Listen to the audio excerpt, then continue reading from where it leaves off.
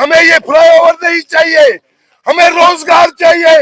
تیری سرکار میں, تیری سرکار میں 200 یونٹ جھوٹا ہے, جھوٹا ہے, جھوٹا ہے 200 یونٹ جھوٹا ہے, جھوٹا ہے, جھوٹا ہے.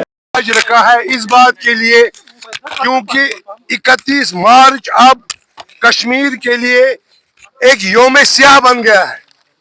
چاہے وہ میونسپل کارپوریشن ہو, چاہے وہ جل شکتی ڈپارٹمنٹ ہو, چاہے وہ بجلی کا محکمہ ہو, چاہے وہ بینک ہو, چاہے وہ ٹیکس کا محکمہ ہو, ہر کوئی چیز اس کشمیری کے لیے 31 مارچ کو یوم سیاہ منایا گیا ہے.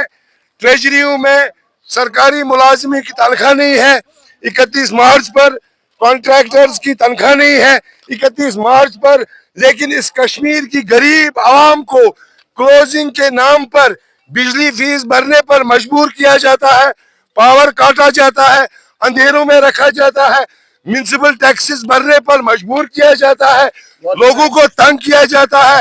8 سال کی بلیں جل شکتی ڈپارٹمنٹ نے عوام کو دی ہے, ان کو ہراساں کیا جا رہا ہے. ہر طریقے سے جو بھی کوئی ظلم ہے وہ اس کشمیری عوام پر اس 31 مارچ کے نام پر کیا جا رہا ہے. ہم اس لیے سراپا احتجاج ہے کہ ہمارے جو لوگ ہیں جو ڈرے ہیں, سہمے ہیں, بات نہیں کر سکتے ہیں, ان کی آواز بن کر ہم یہاں آج آئے ہیں, ان کی ترجمانی کرنے آئے ہیں, اور عمر سرکار کو یہ بتانے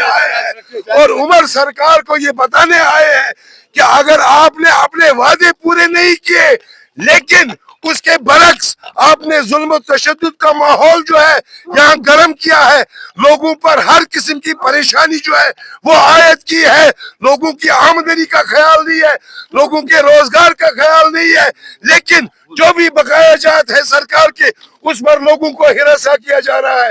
کشمیری عوام بجلی فیس بھرنے سے انکار نہیں کرتی, پاور کا فیس, پانی کا فیس بھرنے سے انکار نہیں کرتی, لیکن مہلت مانگ رہی ہے. کوئی کشمیری جوان, کوئی کشمیری کی عوام جو بھی ہے, ہر کوئی پیسہ جو سرکار کا ہے وہ دینے کے لیے تیار ہے, لیکن مہلت چاہیے. آج 3 مہینے سے ہم عمر سرکار سے یہ گزارش کر رہے ہیں کہ پاور کی ایمنسٹی کو ایکسٹینڈ کیا جائے. کل ایک کیبنٹ میٹنگ ہوئی, اس میں ہمیں پوری امید تھی کہ یہ رات کشمیر کے عواموں کو دی جائے گی, لیکن وہاں کیا ہوا؟ 144 کروڑ کا یہ فلائی اوور جس میں ہمارے ایم ایل اے صاحب گھر سے نکلیں گے, ہمارے آئی ایس آفیسر صاحب گھر سے نکلیں گے اور ایئرپورٹ پہنچیں گے. ہمیں یہ فلائی اوور نہیں چاہیے, ہمیں روزگار چاہیے. عمر سرکار ہمیں سڑکیں نہیں چاہیے, ہمیں ہمارے بچوں کا مستقبل چاہیے, ہمیں ان کے لیے روزگار چاہیے, ہمیں کشمیری لوگوں کے لیے آمدنی چاہیے. اگر آپ کو کام کرنا ہے, اگر آپ کو یہ احتجاج صریحاً اس ظالمانہ رویہ کے خلاف ہے جو عمر عبداللہ نے یہاں کے لوگوں کے تئیں ایک جنگ چھیڑ دی ہے.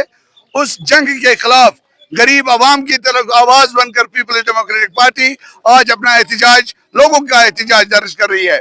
جس طریقے سے لوگوں کو کلیکٹیو پنشمنٹ دی جا رہی ہے, جس علاقے میں 10 گھروں کی بجلی فیس بقایا ہے پورے علاقے کی بجلی کاٹ دی جاتی ہے, پانی کے بجلی کے بلوں کو 8-10 سال کے بعد دیا جا رہا ہے. آپ اندازہ لگائیے پر کیپٹا انکم جیسا اقبال صاحب نے کہا, یہاں کی سب سے زیادہ کم ہماری آمدنی ہے, بے روزگاری ہے, غربت ہے, سفید پوشی کا عالم ہے, لیکن اس کے باوجود عمر عبداللہ کو اس کا احساس نہیں ہے. اس کی سرکار انتہائی بے حس ہو چکی ہے. ہمیں اس بات کا گلہ نہیں کہ اس نے اپنے وعدے سے مکر گیا, ہمیں اس بات سے اختلاف ہے کہ وہ یہاں کے لوگوں پہ ظلم و جبر کی پالیسی انتہائی حسین انداز میں کر رہا ہے جو ہمیں قبول نہیں ہے.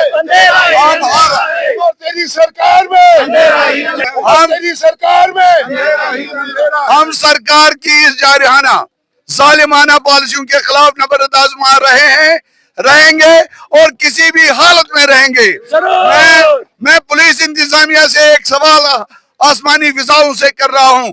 کل بھارتیہ جنتا پارٹی نے جموں میں لا یونیورسٹی کے لیے احتجاج کیا, کیوں ان پر پولیس کا قدغن نہیں لگا؟ کیوں میرا ایس پی، میرا ڈی ایس پی، میرا دوست، میرا بھائی اپنے ہی لوگوں کی جائز مطالبات کو روکنے کے لیے، دبانے کے لیے ہمیں روک رہا ہے؟ اگر بھارتیہ جنتا پارٹی احتجاج کر سکتی ہے، ان کے اوپر کوئی قدغن نہیں ہے، کیوں پیپلز ڈیموکریٹک پارٹی جو عوامی تنظیم ہے ان پر روک لگائے جاتے؟ ہم کسی حالت میں تجھو سہری بوزان کسی حالت میں اپنا احتجاج لے کر باہر جائیں گے، اور جائیں گے جو بھی ہو